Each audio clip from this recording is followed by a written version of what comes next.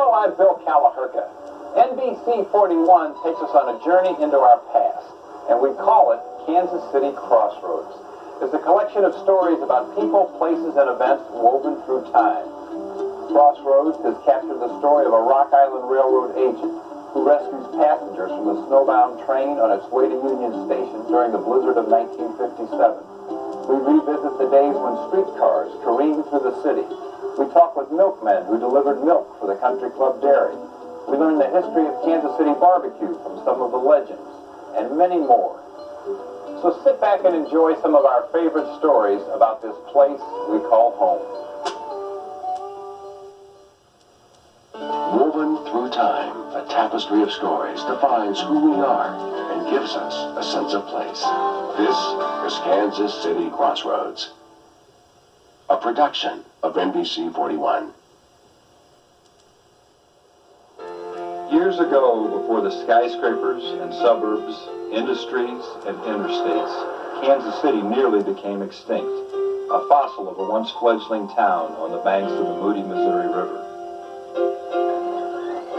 Pulled apart by the Civil War, in 1865, Kansas City was left gutted and spiritless. Kansas City had become, as one historian put it, little more than a crossroads town. Hello, I'm Bill Kalahurka for Kansas City Crossroads. Join us now as we follow the trail of an Irish immigrant whose energy and optimism brought Kansas City back from the brink of extinction. After the war, Kansas City was dazed and desperately short on capital. Approaching railroads promised financial salvation. Kansas City needed a northern connector badly, but so did the nearby military post of Leavenworth. Kansas City was on a downhill track. Without a connector railroad, it would all but die. One man in Kansas City refused to give up, an Irishman from Galway by the name of Charles Esmond Kearney. It became a real race with the leading citizens of Leavenworth to acquire a railroad. My great-grandfather begged and borrowed $60,000 in private pledges. Just as Leavenworth was about to make a deal with the Hannibal St. Joseph Railroad, he convinced Kansas City into issuing $180,000 in bonds. He raced to Chicago and sold enough bonds so that they could start laying tracks down in Kansas City. He then joined other Kansas Cityans in Washington, where they convinced Congress at the very last minute to allocate funds for the building of the very first bridge over the Missouri River at Kansas City. Building that bridge over the wild and wandering Missouri River turned out to be the biggest challenge in Kansas City's quest for survival. Currents wiped out pilings and washed away timbers. It took 2.5 years to complete the 1,300-yard long span. Charles Kearney and William Gillis drove the ceremonial last stake on July 3rd, 1869. My great-uncle, Frank Warnell, was 14 years old when they dedicated the bridge. He and hundreds of other boys sat up on the bluff as they watched the great engine cross the bridge for the very first time. Everyone was there. There were Indians, farmers, 7 governors, ladies under parasols. It was the greatest day in the history of Kansas City. Indeed, completion of the Hannibal Bridge was the defining moment in Kansas City's early history. The population grew, new businesses sprouted up. Kansas City's reputation as the nation's crossroads was ensured. Kearney's legacy has carried tens of thousands of passengers and 1 million tons of freight into Kansas City over the years. Charles Kearney died exactly 100 years ago, but to this day, Kansas City owes a debt of gratitude to the Irishman from Galway who never gave up. For Kansas City Crossroads, I'm Bill Kalahurka. Your attention, please. Rock Island, train number 4, the Golden State Limited from Tucson and Los Angeles, now arriving, track number 19. For 15 years, Joe Walley's voice bounced from wall to wall here in these grand corridors at Kansas City's Union Station. He was one of Rock Island Railroad's finest. Proud of what he did, proud of his railroad. He'd do anything to make sure his passengers got to where they were going, and on time. But on March 24th, 1957, that simply was not meant to be. Joe Walley was about to cross paths for one of the biggest blizzards in Kansas history. The alarm came about 10 o'clock at night. Train number 4 is gone, lost, nowhere in sight, no way to find it. Rock Island's Golden State Limited is on its way to Kansas City. It's been battling a fierce late-season snowstorm all night. Around midnight, it loses. It turned out that the cake ice on the train train to a halt. The Golden State and its passengers are stranded near Meade, Kansas. It's cold, dark, and snowdrifts begin to cover the train. Meanwhile, back at Union Station, Joe Wally has no way of knowing where his luxury passenger train is. On board the Golden State, a long, cold night passes into another long, cold day. Passengers grow ill from the lack of fresh air and toxic carbon monoxide in the trapped cars. The rear brakeman knew he had to find help. The rear brakeman walked back in the blizzard to a pole that had a telephone on it and phone, and if it wasn't for the brakeman, we would never have known. Joe Wally could now form a rescue plan. So we assembled a 12-car train and moved it out to get as close as we could. At this point, passengers have been stranded for the better part of 2 days. Joe Wally and his crew literally push their way through tons of snow to reach the Golden State Limited. After 12 hours, they make it. When we reached the train, there were no people. The people had been taken to the high school. So Joe Wally, armed with a warm train and hot food, heads for the school to address his passengers. Ladies and gentlemen, sorry for this mishap. However, if you're ready to leave, assemble at the door and we'll go right to the train. Well, that's exactly what they did. The blizzard of '57 was recorded as the worst Midwest blizzard of the 20th century. The storm buried the plains under 14 inches of heavy, wet snow, with drifts as high as 30 feet. Joe Wally delivered the passengers of the Golden State Limited to their destinations with restored confidence in the Rock Island Railroad, and a few stories to tell their grandchildren about their adventure on the Kansas plains. For Kansas City Crossroads, I'm Bill Kalahurka.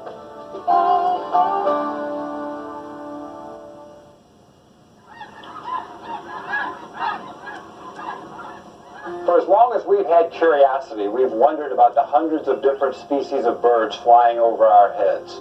In the 1800s, however, our healthy curiosity was not at all healthy for birds. We studied them by shooting them.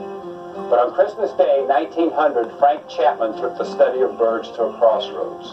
On that day, he organized 27 of his friends in 25 locations, and instead of shooting birds, they counted birds. It was the first of what was to become a tradition in North America, as well as Central and South America. Hello, I'm Bill Kalahurka for Kansas City Crossroads, and today we're going on a bird count. At Squaw Creek National Wildlife Refuge, north of Kansas City, Mark Robbins and Brian Barber, along with 45,000 people in more than 1,700 locations, are continuing an almost 100-year-old tradition, the Christmas bird count. They're venturing into the woods, swamps, and marshes on a quest for birds. Oh, they're coming down now. They're on the horizon. Mark has been part of this event since he was 13 years old, when he first counted birds at Squaw Creek. Since then, he's become quite an expert on his feathered friends. Not a bald eagle. Sitting tree, nice adult. Now a curator and author on the subject of birds, he has an eagle eye for identifying what he sees through his powerful binoculars. But what's distinctive about that's that huge white rump, and it's got long, narrow wings and a long, narrow tail.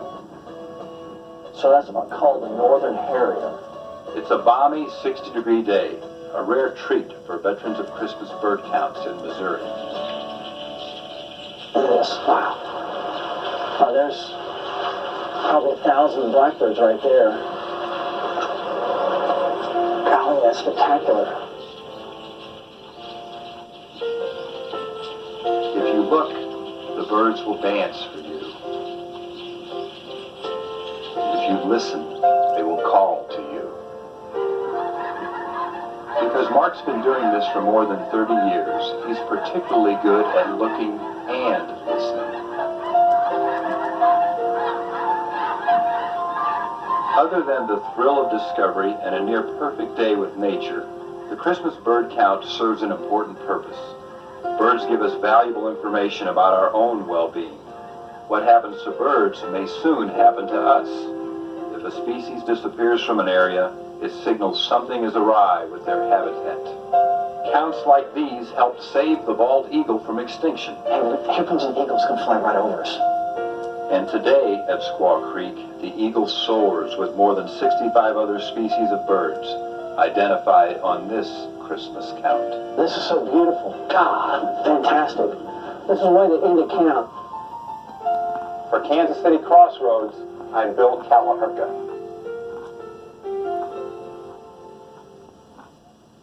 Hello, I'm Bill Kalahurka for Kansas City Crossroads. In 1876, the Santa Fe rail line was carrying civilization to the Wild West. But what met passengers along the way was anything but civilized. Undesirable accommodations, even less than appetizing food. A man by the name of Fred Harvey set out to change that.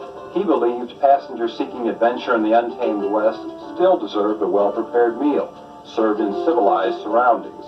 And so, Fred Harvey tamed the Wild West with a fork, knife, and spoon, and an army of women he called Harvey Girls.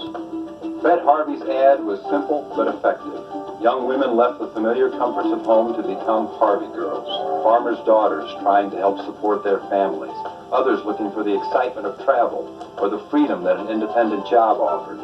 Being a Harvey Girl opened up opportunities that young women at the time had never even dreamed of. You know, they said some people looked down on waitresses in those days, but not the Harvey Girls.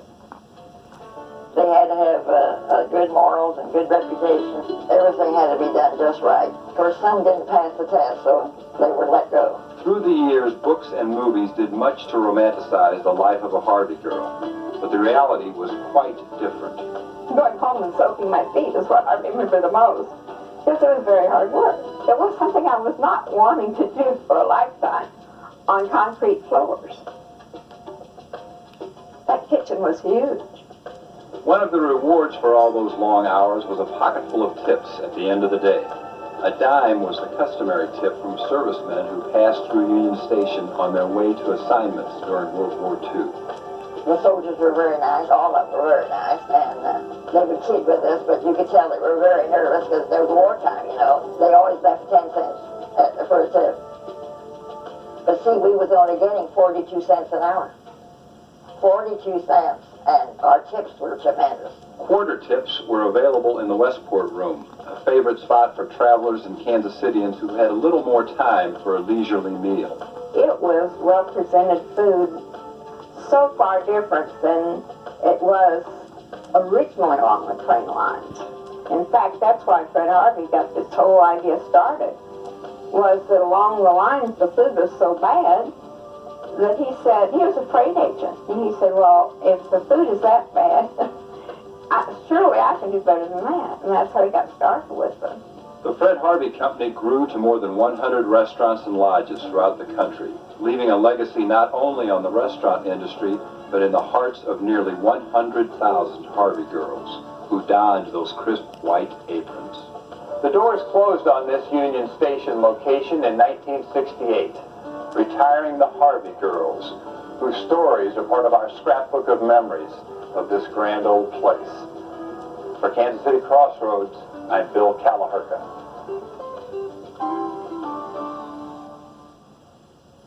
Hello, I'm Bill Kalahurka. Most historians agree Jesse James was a murderer and a thief who died before his 35th birthday. During the course of 16 years, the James gang robbed banks and trains and stagecoaches, and dozens of innocent people died. If it hadn't been for the Civil War, some speculate Jesse probably would have been a Baptist minister, like his father, and Frank would have been a school teacher. History, however, records a different account. Many stories surround the legend of Jesse James, some true, some not. Today on Kansas City Crossroads, through the storytelling of Sanford Lee, we're taking you back 150 years to a tale about one of the most notorious criminals in our country's history. This is the home where Frank and Jesse James were raised. And if these walls could talk, they would tell some incredible stories. My grandmother used to tell me a story about an old lady who lived in a small farm in rural Missouri. It was about 1870. One morning, two mysterious strangers came to her door.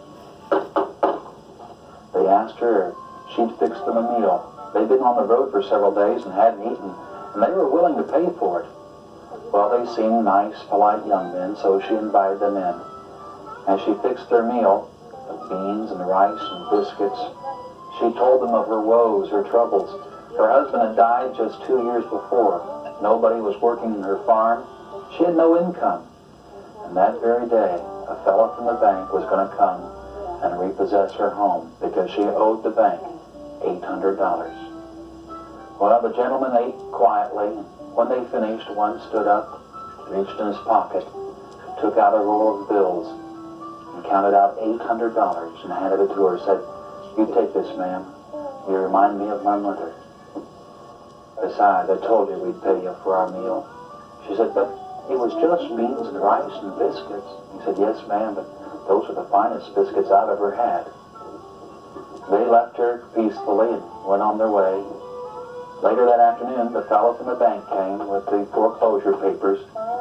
She handed them back to him, along with the $800 in cash she'd been given. And she said, "I want a receipt, paid in full." When he went back to town, he was stopped in the road by two mysterious strangers who relieved him of his $800, his gold watch, and his horse. When he walked back into town, he reported the incident to the sheriff. And on the wall, he saw two wanted posters for the very men who had robbed him that day. It was Frank and Jesse James.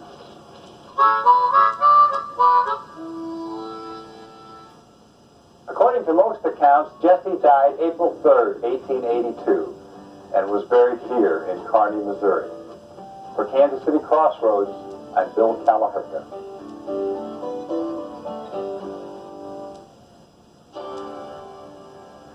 Nowadays, we can order a fancy dinner by fax or contact a babysitter by email.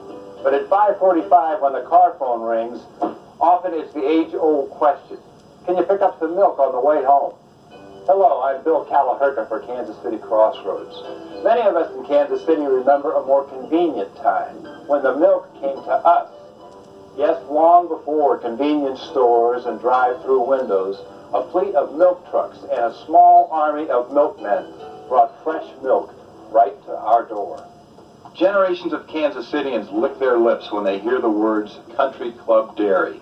It was here at 56th and Troost that a squadron of delivery trucks loaded up every morning with what many believe were the best-tasting dairy products in town. In 1927, J.V. and C.B. Quigley formed a partnership with the most progressive dairymen in the area and founded the Country Club Dairy, selling and delivering only properly pasteurized whitelist milk.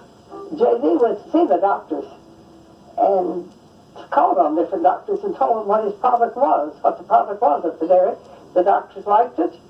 The doctors were glad to have a dairy where they knew the milk was pasteurized and safer for a child. By the 1950s, the Country Club Dairy employed 400 people.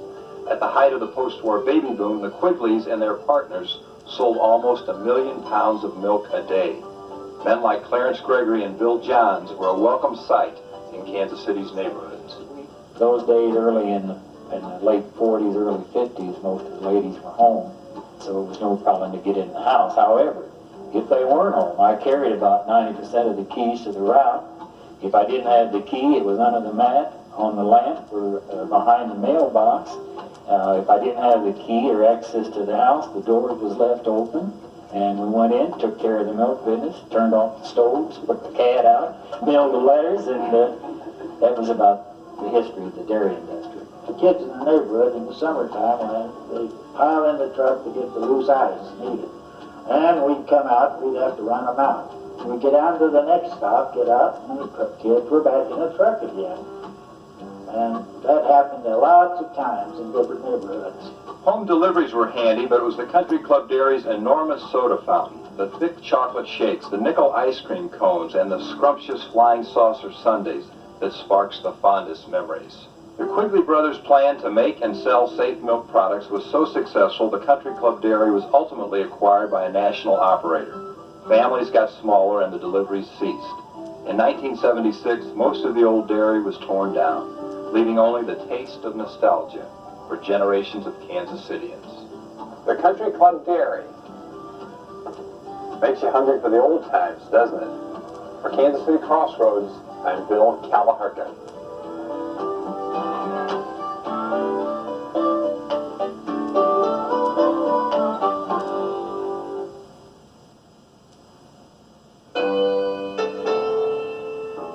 In 1898, dies were cast in the small Missouri town of Nevada that would give Kansas Cityans and people all over the country something to look up to. Hello, I'm Bill Kalahurka for Kansas City Crossroads. Today we look up to William Franklin Norman and how he and a handful of others took the ceiling over our heads to a crossroads.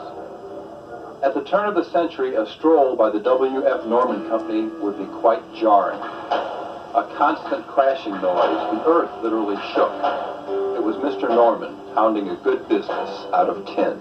Mr. Norman was affording the average person a chance to have what looked like a very expensive, hand-carved plaster ceiling.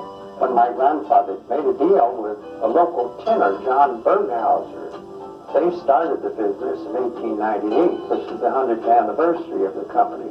So they made quite a success of it. For the next 3 decades, W.F. Norman put his stamp on the architecture of the country. His tin ceilings were hanging in churches, banks, shops, and homes in Kansas City and across the land. But the Great Depression brought new construction to a halt. And in order to keep his drop hammer presses from doing the same, W.F. Norman reshaped his tin company, making metal shower enclosures, caskets, and temporary grave markers. The tin ceiling business appeared to be dead and buried. But 1930 was the time when architectural designs were changing and people just simply didn't want it. Then in 1978, modern-day tin man Bob Quitno and his family bought the W.F. Norman Company and discovered a national treasure. The old dies were still there, stacked to the ceiling. We had to learn how to make the ceilings again. We had to figure out how the stamping process worked. We had to get some literature. We copied a 1909 catalog that we still send out. We had to figure out the kind of metal to be used. There was a lot of trial and error in determining how to make them, in quite a few months figuring out how we could make the ceilings again. Nobody around here still remembered how to make them. Today, the Quitno family carries on the legacy of W.F. Norman. As one of only 2 such manufacturers in the country, the W.F. Norman Company pounds out tin ceilings the same way the company did in 1898. We don't know of any modern equipment that can make it better. Those drop hammers can be dropped from varying heights. They're easy to repair. We've seen some ceilings made with more modern equipment that don't seem to have the detail ours do, and we think it's the best equipment we know of to make the ceilings. I didn't think it would ever come back, but it's made a marvelous return, renaissance. With W.F. Norman ceilings installed in impressive new structures like this, the future of the tin business is looking up. For Kansas City Crossroads, I'm Bill Kalahurka.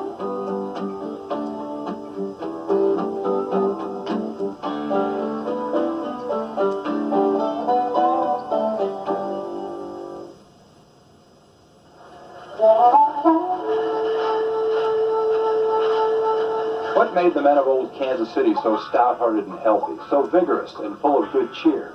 Why, beer, of course. Good old-fashioned ales and lagers brewed right here in Kansas City. Thousands of barrels of locally made elixir were served up fresh and hearty to cattle drovers, streetcar conductors, and directors of banks. I'm Bill Kalahurka for Kansas City Crossroads. Before Prohibition, brewing beer was a big business in town. Kansas City was never a match for St. Louis, but there was a time when it aimed to be. With their duffel bags and steamer trunks, Kansas City's early arrivals brought with them a taste for beer. By 1858, a handful of immigrants had begun lovingly brewing their famous liquid bread. My family's history in the beer business in Kansas City had kind of an unusual beginning. My great-grandfather, James Flanagan, settled in Kansas City in 1881. He was an Irish immigrant, and he started out as a saloon keeper. He owned a tavern in the West Bottom on about 1700 West 9th Street, known as James Flanagan's place. It supposedly had the longest bar in the world and was located on what was known as the wettest block in the world, where 23 out of the 24 buildings in the vicinity were saloons. One of Kansas City's best-known brewers was the Heim family. In 1887, they established a massive brewery complex in the East Bottoms that brewed up hundreds of thousands of barrels of Charnagle Select and Barish. The Heims even built an amusement park and beer garden on site, with a direct pipeline to the brewery, and had their own streetcar line. Michael Heim, one of the three and the youngest of the Heim brothers, started Electric Park. Electric Park was one of the most fantastic amusement parks in the country at its time. If you look from a historical perspective, the breweries that were open in pre-Prohibition Kansas City, the owners of those plants were very, very wealthy families. The wealth that they managed to gain from the sales of the beer in this town all went back to community and civic-minded things. The park and recreation systems, the boulevards, buildings, obviously the Muehlbach Hotel, the electric park, the whole idea of the amusement industry and entertainment industry in the city, all those things were helped develop in the early stages of the city's development by the owners of the breweries. With repeal and the welcome respite from bathtub gin, beer making returned to Kansas City. One of the only survivors was Muehlbach's Smooth Foam Pilsner. The Muehlbach family and its popular beer tapped the loyalty of a generation of sports fans. But by 1956, it had spread itself too thin, and the last local beer was swallowed by a bigger brewer from Milwaukee. The next 33 years, Kansas City did without a brew of its own. But alas, tastes are changing. Beer with personality and a local flavor is in style again. Witness the success of Boulevard Brewery, started in 1989 with the help of an old brewmaster from Muehlbach. We may never rival St. Louis, but when it comes to local connoisseurs, there's nothing like the taste of a hometown beer. For Kansas City Crossroads, I'm Bill Kalahurka.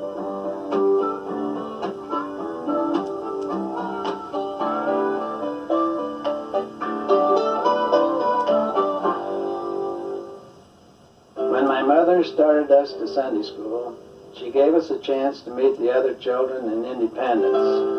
I met a very beautiful little lady with lovely blue eyes and the prettiest golden curls I've ever seen. We went through Sunday school, grade school, high school, and we're still going along hand in hand. She was my sweetheart and ideal when I was a little boy, and she still is.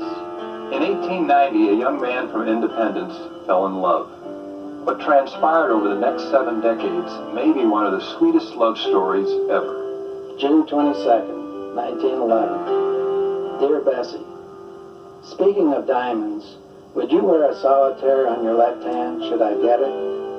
I've always had a sneaking notion that someday maybe I'd amount to something.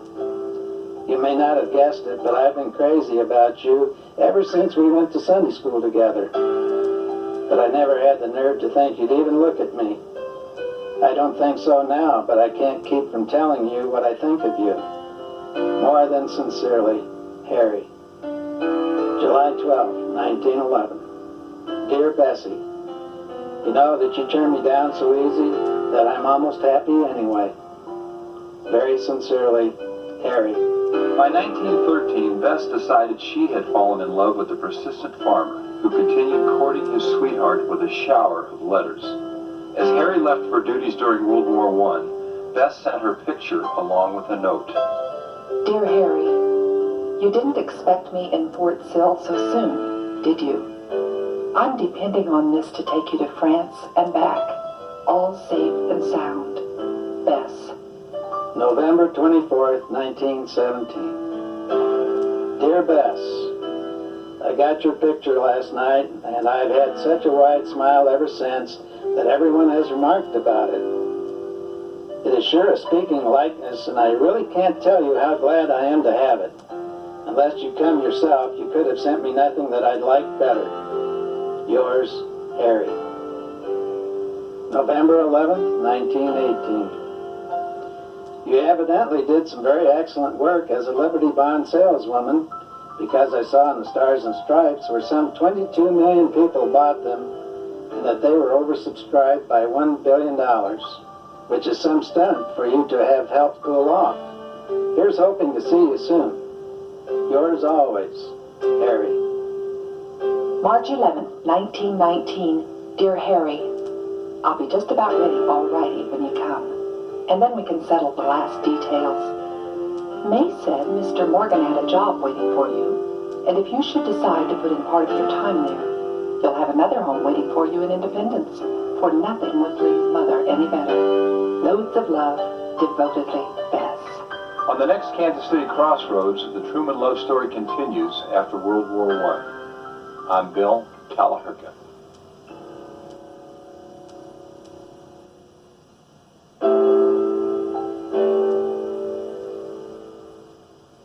Harry Truman was 6 years old when he found his true love in Sunday school. Her name was Bess. From that moment on, he idolized her, and perhaps he expressed that best through the letters he wrote to her. Hello, I'm Bill Kalahurka for Kansas City Crossroads. We pick up the Truman love story at the end of World War I, when Harry came home to Bess. On June 28, 1919, soon after his return from the war, Harry and Bess were married here at the Trinity Episcopal Church in Independence, just a few blocks east of Bess's house. Their daughter Margaret was born in 1924.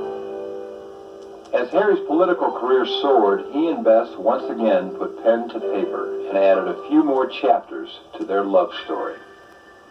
June 28, 1935.